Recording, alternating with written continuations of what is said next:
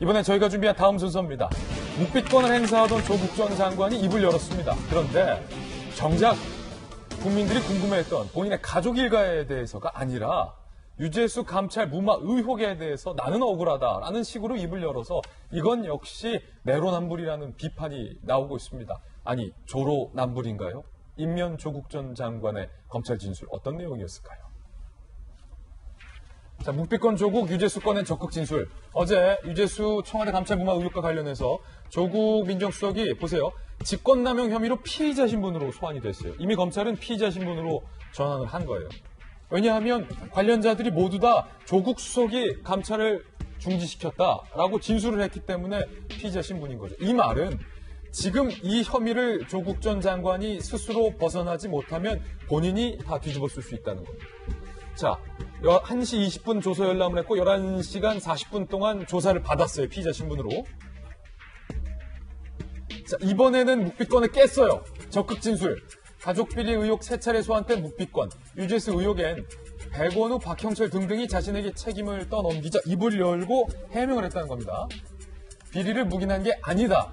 백원우, 박형철과 함께 회의했고 민정수석 권한 내에서 정상적으로 판단을 했다라고 밝혔습니다. 그런데 앞서 백원우 비서관의 주장은 조국 수석이 결정한 이후에 우리랑 회의했다. 결정은 조국이 다 했다라고 진술을 했기 때문에 이게 계속 지금 배치되고 있는 상황입니다. 김학규 변호사님, 네.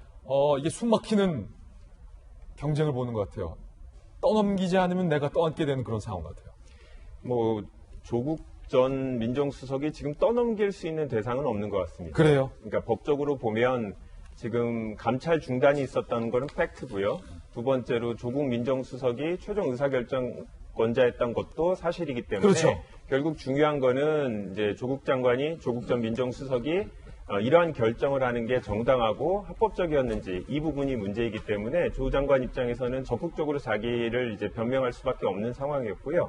근데 이제 법률적으로 내부 감찰이라는 거는 강제 수사권이 없기 때문에 수사기관의 수사하고 달리 할 수 있는, 확인할 수 있는 내용이 한계가 있습니다. 네. 근데 이제 감찰에서 그러면 혐의를 확인하지 못했을 때 반드시 수사기관에 이제 넘겨서 계속적인 수사를 하도록 해야 되느냐, 아니면 독자적인 판단에 의해서 이거는 수사 대상이 아니다라고 민정수석이 그런 결정을 할 수 있는 권한이 있느냐, 그리고 그 권한 내에서 합리적으로 판단을 했느냐, 이 부분은 이제 별개의 이슈이기 때문에 조 장관 입장에서는 이 부분에 대해서 충분히 자기 입장을 설명했을 것으로 보이고, 지금 조 장관이 뭐 이거를 다시 백원우나 박영철 비서관한테 떠넘기는 뭐 이런 상황은 아니라고 판단하고 있습니다. 그렇군요. 청와대에 계셨으니까 박정하 대변인, 김학규 변호사님 지금 잘 지적해줬듯이 결국에는 본인이 판단을 해서 감찰 중단을 지시했잖아요. 그런데 강하게 감찰하라고 지시했던 것도 본인이었단 말이죠. 그러면 왜 본인의 판단이 바뀌었는지, 더군다나 그 중간에는 특감반원이 휴대폰까지 제출받아서 문자 메시지까지 다 봤다는 거예요. 골프채 땡큐,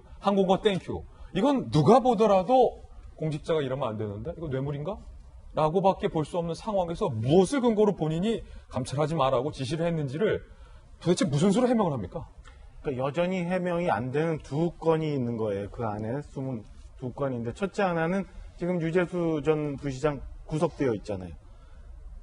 검찰에서 수사를 통해서 금방 그렇게 확인될 수 있는 모든 건을 과연 청와대 감찰에서 본인이 동의를 하지 않았기 때문에, 혹은 뭐 수사 권한이 없어서 확인을 못했을까? 2억 5천이라는 되는 큰 돈을 다른 곳으로 장모를 통해서 받았다고 해서 그걸 몰랐을까? 강남의 오피스텔을 빌려 쓰고 있는데 몰랐을까? 상품권을 이렇게 저렇게 쓰고 했는데 몰랐을까?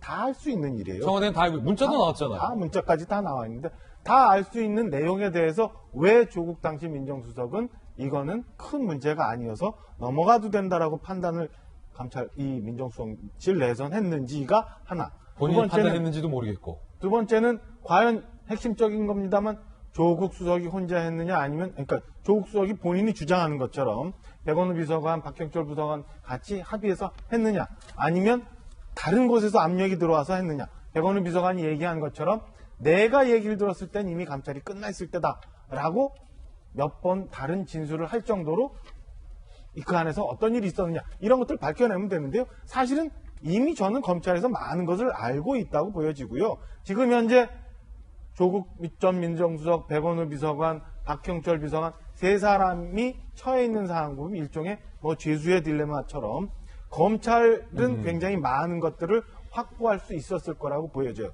그러니까 지금은 각자 살기 위해서 각자 중요한 얘기들을 숨기고 각자 상대방에게 넘길 수 있는 얘기를 진술했을 걸로 추정이 됐기 때문에 검찰은 그 안에서 몇 가지 중요한 핵심적인 건을 이미 확보를 했을 거고 조국 전 수석에 대해서는 조사가 마쳐지고 나면 그 핵심적인 대로 또다시 가지 않을까. 윤석열 총장이 얘기한 것처럼 이 민정수석실내 수사는 연말 내에 끝날 수도 있다라는데 한번 수사 결과가 어떻게 되는지 한번 지켜보도록 하겠습니다. 그래서 조국 수석이 입을 굳게 닫고 있다가 입을 열 수밖에 없었던 이유기도 하다. 그게